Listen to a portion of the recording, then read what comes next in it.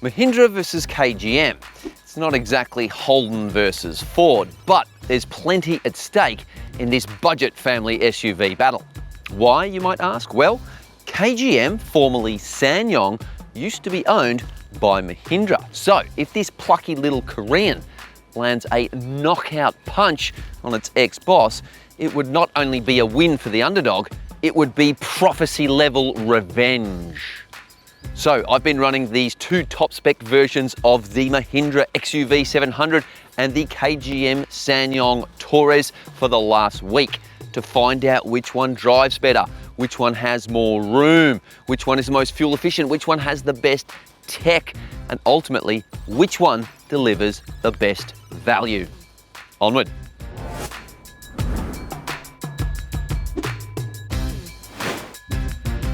The vehicles on test here are the Mahindra XUV700 Black Edition and KGM SsangYong Torres Ultimate, which, in their respective lineups, are the burgers with the lot, top of the range. Both cars are mid-size SUVs, think Toyota RAV4, Subaru Forester, only without the brand recognition. Both are powered by turbo-petrol engines, but where the Mahindra is front-wheel drive and has 7 seats, the KGM SsangYong is all-wheel drive and has 5 seats. And for the record, Mahindra calls the car the XUV700. Both have very appealing drive-away pricing, but the Mahindra is $3,000 cheaper, so it takes the early lead in this grudge match. And while those prices are pretty sharp compared to mainstream Japanese rivals like the Toyota RAV4 and Mitsubishi Outlander, those vehicles don't offer half as much equipment for the same money as these two. But bear in mind, there are several Chinese chariots that are even more affordable again, such as the GWM Haval H6 and Chery Tiggo 7 Pro. When it comes to warranty provisions and cost of ownership, both have very solid 7-year warranties, but the KGM claws back some ground with unlimited kilometres here. That said, the Mahindra has 7 years complimentary roadside assistance, useful if you run out of fuel or need towing, versus the KGM's 5 years roadside assist. Service intervals are in lockstep, but what you'll pay at each visit are not, with the Mahindra costing almost $450 on average per service for 4 years, versus the KGM's $390 for the same intervals. But either way, both are pretty exy, to be honest. This Mahindra Black Edition is finished in Napoli Black. And if you want a different colour, you'll have to downgrade to the AX7L version, where you get 5 different brighter colours. And while the overall design is far from cutting edge by modern standards, it's way better than some of Mahindra's current models, such as the S11 pickup, which is still on sale today. Now that's a face only a mother could love. Although Matthew Hayden does his best to make the world's most munted ute more appealing. On your Haydos. Okay, back to this vehicle and take a look at the LED infused headlight clusters. They look pretty reasonable, and the grille work and front bumper as a whole, I don't mind them. The LED lights have a nice signature when illuminated, and there's a stop lamp up top tucked underneath the tidy roof spoiler. It's also got EV-inspired pop-out door handles, and together with black 18-inch alloy wheels, it's got a fairly stealthy look. The KGM SsangYong takes a more rugged visual approach, but it kind of feels like smoke and mirrors, and there's some weird flourishes like these handles on the bonnet. Anyone remember skitching? The LED festooned headlight clusters have a more modern look than the Mahindra, with a bit of Range Rover Evoque in the design. And while the grille feels like a Jeep ripoff, it kind of works. The big 20-inch alloy wheels look great, adding an upmarket look. But the bend on the roof and the fake spare wheel holder on the back, that's going to be an acquired taste. So who makes the better budget engine? India or Korea? Fast forward to the drive section to find out, but let's look at the vital statistics here.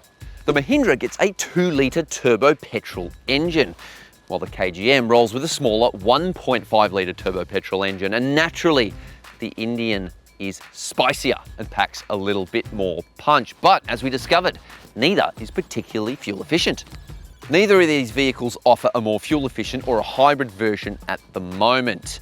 In terms of transmissions, they both pump through 6-speed automatic transmissions. The Mahindra drives the front wheels, the KGM SsangYong all 4 wheels, and this one also gets paddle shifters. The Mahindra does not. Mahindra cars are improving fast, and this is not what I was expecting. You've got big digital screens, everything's nicely laid out. What was I expecting? Wind-up analog clocks, maybe some paper clips and string.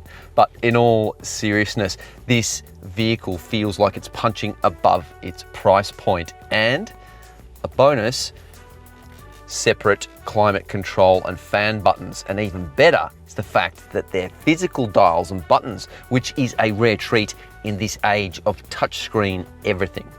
Mahindra has also come a long way in terms of materials and overall build quality, with durable but reasonable quality plastics. For a budget SUV with sharp drive-away pricing, this is impressive. The control layout is very good too, and everything is clearly labelled. The only minor gripe is the finish on the steering wheel rim. It just feels a bit cheap. The overall cabin design is fairly inoffensive, and material quality is a mixture of good and bad. So on the top of the dash, hard plastics here, on the doors, on the center tunnel here as well. But there's other sections with the synthetic leather like here and here on the door, the center armrest. They're actually really quite nice. And I like you've got little splashes of piano black here, mixing in with the Black Edition. Although I do notice this stuff marks so easily. I'm constantly getting out my hanky and trying to rub off dirty fingerprints. The seats, really quite good. The cushioning, I like. It's a little on the firm side, but I think that's probably a good thing in the long run. And the synthetic leather is surprisingly good. 6-way power adjust for the driver with 3 memory settings. I like that. There's lumbar adjust, but it's manual, which is better than no lumbar adjust. The front passenger seat, however, is manually adjustable. So there's only the one power adjustable seat in this vehicle. But it's not all sunshine and surf wax. You'll love the cooled seats in summer, but lament the lack of heated seats in winter. The driving position feels like you're perched on a bar stool and doesn't go low enough for my liking. And those middle row headrests, they turn rear visibility into a game of guess what's behind me. Storage solutions, let's start here. You've got a slidable armrest, a very small center bin here, but it does come with a little vent, so you can pipe the air conditioning in there for a little coolie box. Problem is, it's a tiny box, like you're barely gonna fit a couple cans in there. Little key holder here, here's the key. It's got a bit of a Volkswagen vibe to it. Not that you really need that extra key, but that's pretty cool. Then 2 small cup holders. They've got rubberized little grommets. Doesn't quite fit the 750ml bottle, but you know, it would work for a little bit. I'm thinking coffee cups for the main. Incidental storage, you've got a little bit here for your phone, then you've got the wireless phone charger. That's nice, it's quite secure, it's not gonna slide in or out. 2 USB-A ports, no USB-C up front, which is disappointing. There is one in the back seat, so you could run a cable from that for fast phone charging. Glove box, medium size, sunglasses holder, I like that. And the bottle holders in the doors are quite good, and a bit of a shove gets the 1 litre Mega Gulp water bottle in there. I do kind of wish there was a little bit more incidental storage scattered around, maybe a pocket under here or a closable bin up here or a shelf or something, but overall, not too shabby. It's impressive to see this 7-seat 44K drive-away vehicle with a pair of 10.25-inch digital screens, which were once the reserve of much fancier cars only a few years back. It's got a fairly high resolution, quick touch response, and although the menu structure is a bit iffy and takes time to suss out, overall it's a good system. Sat-nav is in there but doesn't appear to want to work for us. Maybe it doesn't work in our region. Anyway, this Black Edition gets upgraded wireless Apple CarPlay and Android Auto, plus a thumping 12-speaker Sony audio system. I like the digital instrument cluster better than the central screen, not only because it's got a sleeker, more sophisticated visual look, but it's also easier to navigate using the steering wheel buttons to figure out what you need, and there's lots of good, meaningful information there too.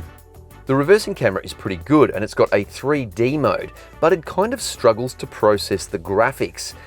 But there's multiple camera angles, a self-parking system, and you can even take photos of your parking exploits. I'm not sure why you'd want to, but it's there anyway. It's also got a blind spot camera feed. When you put the indicator on, it pops up in the central screen, a bit like what Kia and Hyundai do. But this one, the visuals are a little bit grainier, and the refresh rate, the frame rate is pretty jittery. So I kind of wonder if it might have been better just going with a standard blind spot alert system instead of this, but hey, it's better than nothing. Okie dokie, the KGM SsangYong, and right away it looks newer, but feels a little bit cheaper. If you dig deeper, there's a lot more scratchy, cheap plastics around the place, but there is a sense that it's a more high-tech interior. The dual screens are bigger at 12.3 inches, and the overall design is just a little bit more contemporary, and it definitely feels like they've taken a bit of inspiration from BMW with some of the finishes and designs. Fit and finish is comparable to the Mahindra, and while the quality of the plastics and materials in general aren't quite as nice, the overall design is more modern. But this ultra-modern minimalist layout means you get a slide-out menu for climate controls on the touchscreen and no physical buttons, dials, or shortcuts. The front seats in the KGM SsangYong are better than in the Mahindra in almost every way except one. These are actual genuine leather versus synthetic in the other car, but they feel kind of like vinyl. They don't actually feel quite as soft and supple. The cushioning is relatively similar, fairly firm, but where it wins over the Mahindra is in the seating position. It goes much lower. I've got more headroom, so you don't feel like you're perched up, and both the passenger and the driver get 8-way power adjust versus just 6-way power adjust only for the driver in the Mahindra. Plus, you get heated and cooled front seats in this one, only cooled in the Mahindra. And there's also lumbar adjust, which is power operated for the driver. That's always good. So yeah, this is a bit more comfy to sit in for sure. The driving position is better than the Mahindra and drops nice and low, which is good for taller types. Rearward vision is better too. Storage solutions in the Korean SUV are better than in the Indian vehicle. Before I get to that, here's what the key looks like. Nothing special. It's got the flip up as well, like the other vehicle. So the center bin is much bigger than in the other vehicle, but you don't have air conditioning in there, so you can't cool it. But I like the fact that there's this little pocket there, so you can just throw things in, you don't have to open it up. 2 cup holders, they're a bit larger and both of them fit the bottle. That's pretty good. Plus there's an extra little section up here for your phone. Not too shabby. But weirdly, there's no wireless phone charger. It sort of looks like it could go here. But for what is the top spec Ultimate model, you kind of expect that, but there is no wireless phone charger. Anyway, there is a huge area under here. This is really good. It's big and you can put all sorts of stuff under there. You could even get a pair of shoes under there if you wanted. You've got 2 USB-C ports, which is better than the 2 USB-A in the front of the other. Plus you've got a 12-volt socket, which Mahindra didn't appear to have. And the glove box is a little bit smaller. There's no sunglasses holder, but the door pockets are massive and multifaceted, and they fit the 1-litre Mega Gulp no problem. So overall, this one is much better in terms of front-end storage. The screens are bigger, dual 12.3 versus the Mahindra's dual 10.25 inches. And they look just as pretty and have a similar refresh and response rates, but maybe just a little bit slower. The native operating system, however, is even more confusing. There's no GPS sat-nav, no wireless phone charging, and the 6-speaker audio system isn't a patch on the Sony system in its rival. Oh, and you'll need a cable to use Apple CarPlay or Android Auto. Both these SUVs miss out on a head-up display, which is a bit of a shame, but they do have the digital driver's displays, which are nice. They're both configurable. This one is a bit bigger than the other one, 12.3 inches versus 10.25. So that's definitely a plus. And it looks sharp and it's clear, but it's harder to manipulate using the steering wheel controls. It's not as intuitive, and there's not as much useful info as in the Mahindra either. I definitely prefer what's in the Indian SUV. The reversing camera has slightly better visual clarity than its Indian competitor, and it has a faster responding 3D mode. but it's almost too touchy, too twitchy. You get several different camera angles, a 360-degree surround view parking camera, and front and rear parking sensors versus the Mahindra's rear sensors only. Both vehicles come with ample equipment, but the Mahindra edges ahead thanks to a couple of extra and very useful features that you get with this Black Edition upgrade. When it comes to safety, the Mahindra has 7 airbags versus the KGM SsangYong's 8, while both are missing key safety features. Neither has been tested or rated by independent safety authority ANCAP either. There are pros and cons in the backseat of the Mahindra, and the major con is headroom. It's not great. Like the front, you do feel a bit perched up, which will be good for kids because they get a great view out the window. But for me, not a huge fan. Apart from that, it's all pretty good. You've got nice reclining seats back here. I like to have it erect because it's good for your back. And there's loads of amenity and storage. Seat back pockets in both. There's a little slot here for your phone. You've got the twin adjustable air vents. You've got that USB-C port we talked about before. Really bright reading lights, double LEDs up there. The grab handles, electric windows. Of course, couldn't forget the armrest with the cup holder. Plus, there's a couple of little extras in here that really do make the experience better. Pull this handle here and say you're sitting in the back of an Uber. This is an Uber car. You can give yourself more room. I really like that. And the solid blind for the very large panoramic sunroof. Thumbs up for that. You've also got 2 ISOFIX child seat anchorages and 3 top tether child seat anchorages, which is good for families. And there's also the 3rd row seats. All right, we've got the 7-seater. Let's see how hard it is to get in. Fold, tumble, not too shabby at all. And it's on the curbside, which is good. You've got 2 seats back here with seat belts, adjustable headrests, and headroom is not great. I can't, I'm gonna be a little bit bent there unless I slouch, but legroom ain't too bad. This is actually not too shabby. This is probably better than the Mitsubishi Outlander. And there's reasonable amenity too. Cup holder on each side. You got air vents, plus there's a little separate fan adjust, grab handles in case someone's driving crazy. It's a whole lot better than I thought it'd be. Okay, back seat of the KGM SsangYong, and first impressions, it's pretty similar to the Mahindra. I've got very much the same legroom, pretty good under thigh support. I can get my feet under the seats. And the major difference though is headroom. I've got way more headroom back here compared to the Mahindra. And that's partly because this has a smaller sunroof. It's still pretty good. I like what they've done here, but in a way, I'm almost thinking I would rather forego that extra headroom for that huge panoramic glass roof, which gives you a beautiful view outside. So there is that. But another thing this car doesn't do that the Mahindra does is the tilting back seats. These ones don't move at all. But apart from that, this has slightly better amenity. So you've got 2 USB-C ports instead of 1 back here. You've got the dual adjustable air vents. The storage is better. You've got this seat back pocket here with a little pocket for the phone as well. That's really nice in both of them. Plus the door pockets are a bit bigger as well. You don't have the reading lights, but you do have the adjustable seat. So again, if you've got the Uber thing or whatever, you want a bit more room, this one does the seat backrest as well as length here. So it's power operated, which means it's not as quick, but it's easier to do. It requires less effort. One more thing we got back here, this little feature here. I'm not sure exactly what this is. You could definitely hang a bag there, whether it's a takeaway bag, shopping bag, but there's rubber grommets back here as well. So maybe the idea is you stick a tablet there for the kids too. You've got ISOFIX, twin ISOFIX and triple top tether child seat anchorages, plus the pull-out armrest with cup holders. That's always handy. Oh, and one last thing, heated outboard rear seats. That's pretty cool.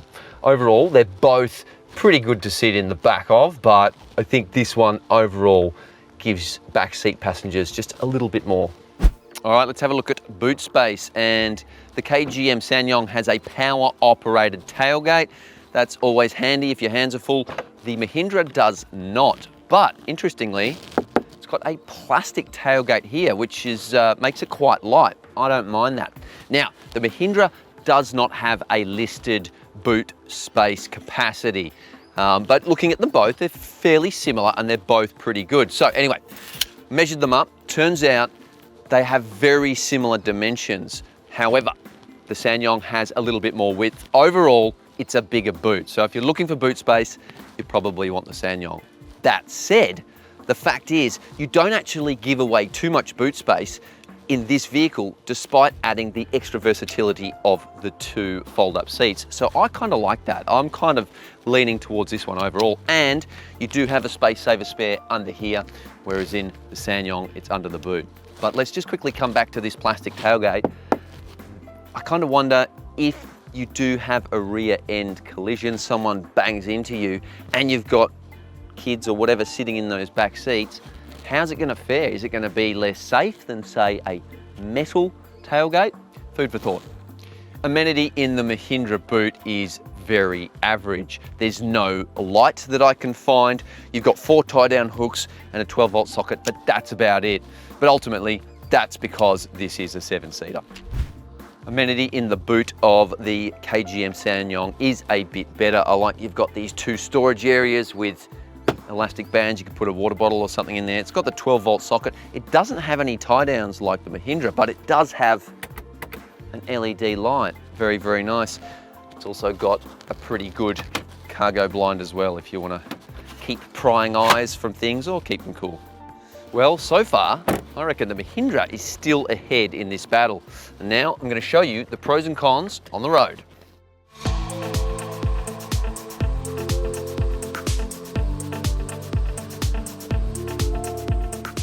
Did you know that Mahindra is one of the world's biggest tractor makers? But thankfully, this XUV700 doesn't feel overly agricultural. In fact, I'd almost go as far as saying it's somewhat refined. This is a family SUV and won't ever be cutting hot laps at Bathurst, but for some reason, it has a lap timer. What the? This idea starts with the powertrain, the 2-litre turbo offering not only smoother operation in terms of acoustics and throttle response, but it's also a more muscular engine. It pulls strongly from standstill and has greater overtaking ability at freeway speeds, and the 6-speed auto is a diligent companion. The ultralight steering is really good for tight maneuvers, and it's really easy to twirl the steering wheel and navigate tight car parks and whatnot, but it's not so good on the open road. It kind of lacks a bit of feel and feedback. But in terms of handling dynamics and the way it behaves through corners and how it tracks through roundabouts is fine. It's fit for purpose without being engaging. Rearward vision is so bad because of those massive rear seat headrests that I actually folded down the rear seats during our test loop. And I think this is one car that would really benefit from one of those digital mirrors up here. In terms of ride comfort, it's more compliant and more livable than the SsangYong. It runs smaller wheels with chubbier tyres, which results in a softer, more comfortable ride quality. Simply put, it absorbs bumps and lumps more efficiently than its Korean ex-employee. Okay, the KGM SsangYong Torres, great name by the way.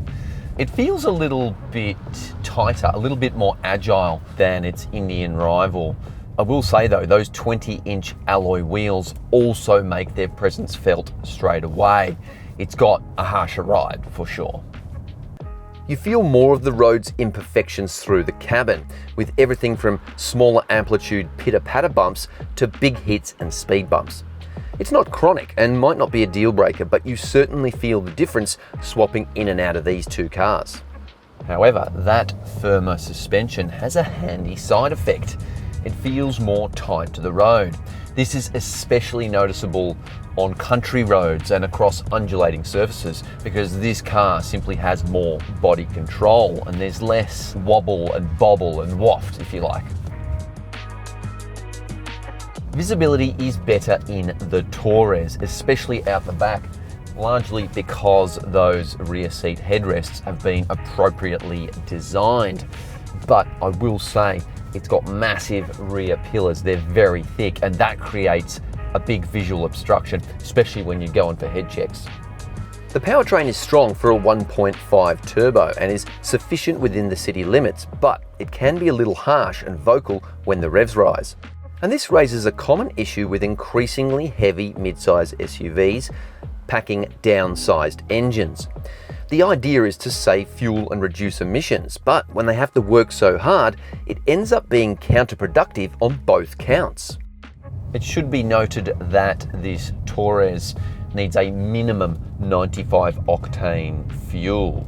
That's premium petrol, whereas the Mahindra is happy to drink the cheapest 91 octane unleaded fuel.